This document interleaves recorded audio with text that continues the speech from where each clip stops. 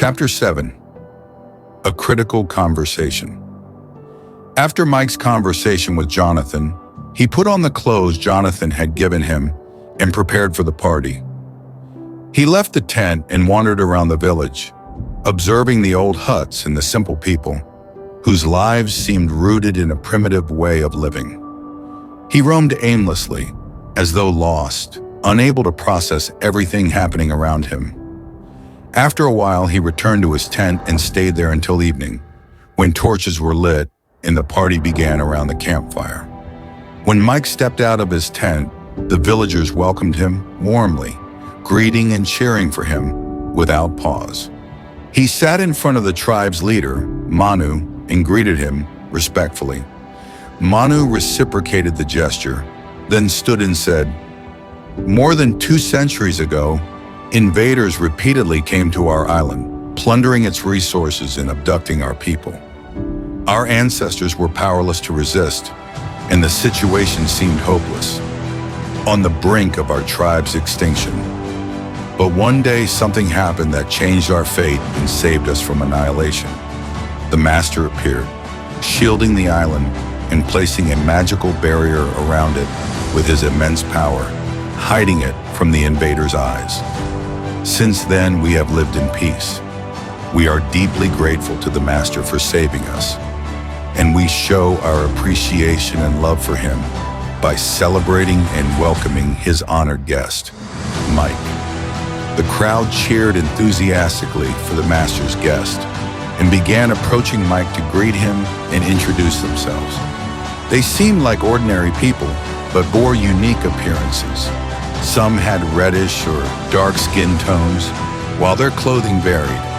Some wore animal hides and others draped brightly colored fabrics around their bodies. As Mike met them, one by one, his attention was drawn to a figure with a large, muscular build. It was Izmir, the strongest warrior in the village, who had been with Roger when they found Mike. Mike thanked Izmir for helping him that day. The party continued through the night, with people dancing, singing in an unfamiliar language, and drinking until dawn. When it finally ended, Mike returned to his tent and fell into a deep sleep for the first time since arriving on the island. He didn't wake until Manu summoned him to his tent. Curious about the reason for the call, Mike entered Manu's tent, greeted him, and sat down.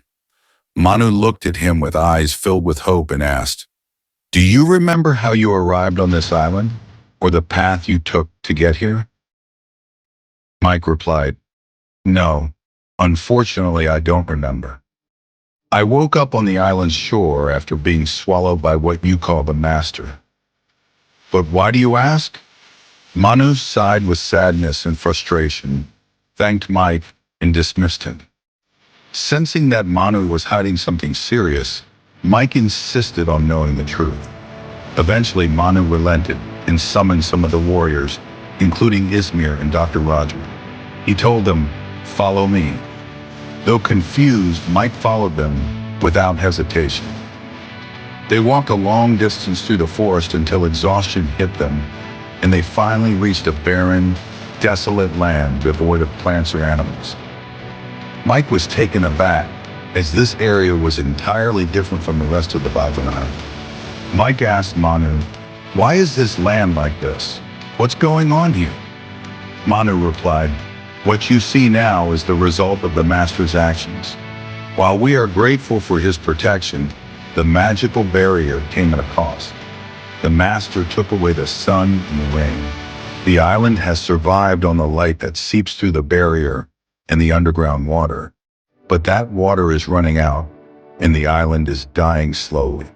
If we stay here, we will perish with it. That's why we've decided to leave the island, and I asked you about your arrival, hoping you might know a way out." Mike wondered about the true nature of this magical barrier, and whether magic itself could be real. However, he stopped questioning and said to Manu, "Don't worry, we'll solve this problem. The island is home to skilled warriors, explorers, and resourceful people. If you want to leave, we'll find a way out. You helped me, and now it's my turn to repay the favor." Manu didn't fully understand what scientists or explorers were, but he grasped Mike's determination to help the tribe escape and save them from destruction. Mike returned to the camp and asked Jonathan and Roger to gather everyone who had arrived on the island in one place. It didn't take long for the group to assemble. Standing among them, Mike said, "We need to leave this island. We can't remain at the mercy of this master. If we want to leave, we must work together to create a plan for our escape. Do you all agree?" No one hesitated to agree, and everyone acknowledged the urgency of leaving. They began to plan and divided themselves into groups. An exploration team led by Mike and Jonathan would investigate the magical barrier and search for an escape route, while other groups would focus on building boats and gathering resources for the journey. And so their journey toward freedom began, fraught with mysterious challenges and an uncertain fate. End of chapter 7. Like and follow for more.